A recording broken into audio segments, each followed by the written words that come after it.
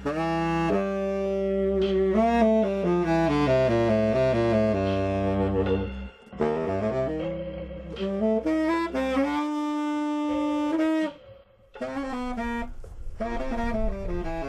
Byron Bertram's Birthday Roast Special. And to find out what Byron's actually made of, we decided to go to the source. To find out the ingredients of the omelet of Byron Bertram, we've come to his parents' house. Let's take a little look.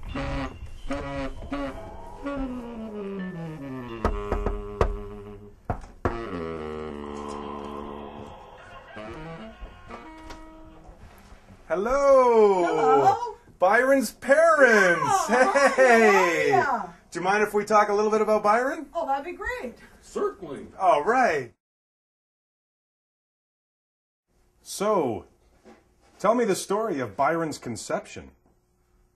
We went out and got drunk, and that, sealed the deal, right? And we all got shit-faced. And that was the night that Byron was conceived.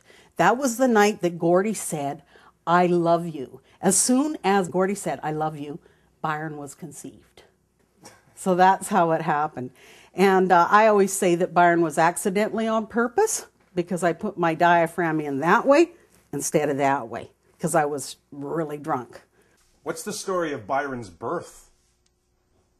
I had this theory because I just hate hospitals, and I got a barefoot midwife, and I was going to do it all at home because I was determined when, the baby came out, we're all going to stick together and we're all going to stare at each other for the first 78 hours like in the animal kingdom, and bond. And that was imperative. We're going to bond. So I was in labor for 20 hours and the gang was all there, and Byron was not coming out, and it was getting deadly serious. So we had to go to the hospital. I went with a barefoot midwife. I went with Gordy. I went with the whole gang. We all went to the hospital. And then the specialist flew in from Hawaii, whippity-whap. That's it, cut, so. 33 hours later, Byron is there, So we left the hospital 3 hours after I had Byron in a taxi cab and went home. We had to sign forms, saying we were going against the hospital's consent, doctor's consent and everybody's consent. And so we hopped in a cab with little Byron and went home. Where did you come up with the name Byron? Couldn't figure out what to call Byron. He was the baby. The baby. We were still stunned. We were stunned for the longest time about this whole baby thing. The government forced us to name him.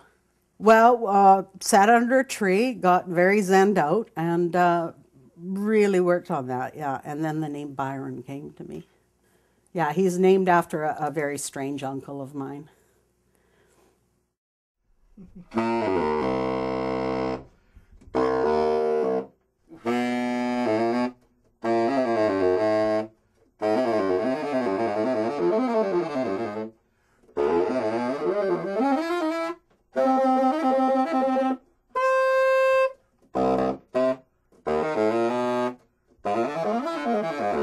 And then this is the alto, and this is what Byron played in grade 5. He liked playing all the other ones too, but this is when he took to school.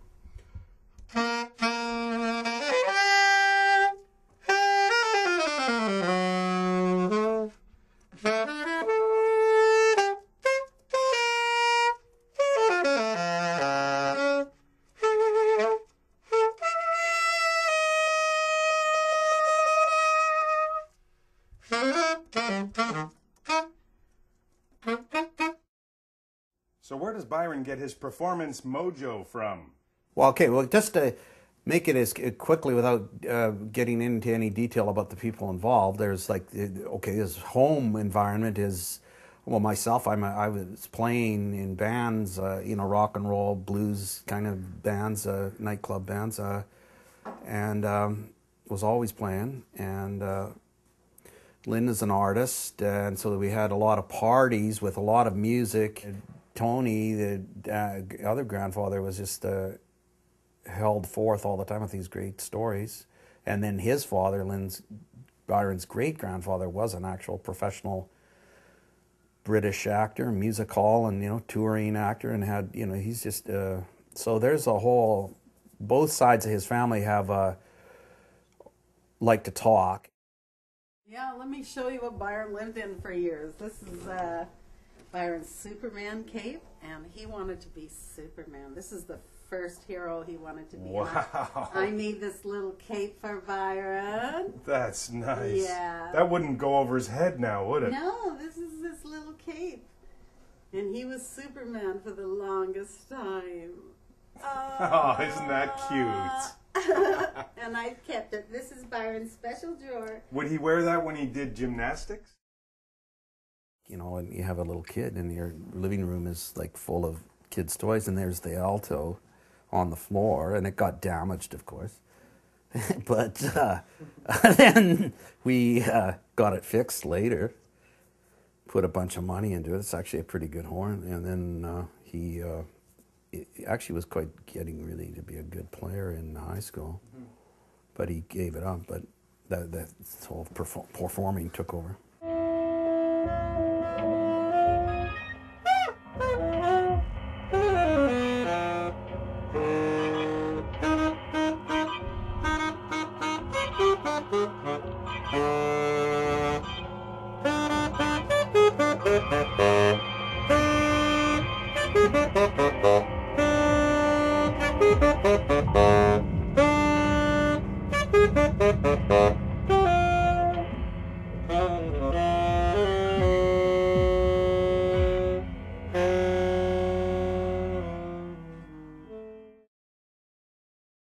The only thing that I'm disappointed about Byron is that he got into hockey, because I support everything. I'd drag him out of school to go to movies all the time. I'd drag him out of school to go see theater and all that, because school, I'm against government, I'm against like a lot of schooling and all kinds of things. But this hockey thing really irritates me. Subversive. Yeah, I don't nurture that. Well, I could probably tell him he's in a partnership in his bottle depot out in the valley near Chilliwack.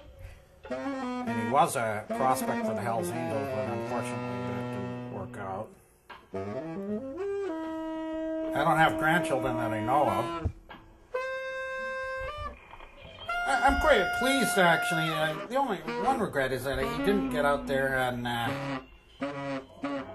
shovel up some kind of shit for a few weeks just to get his hands dirty and work up an honest sweat.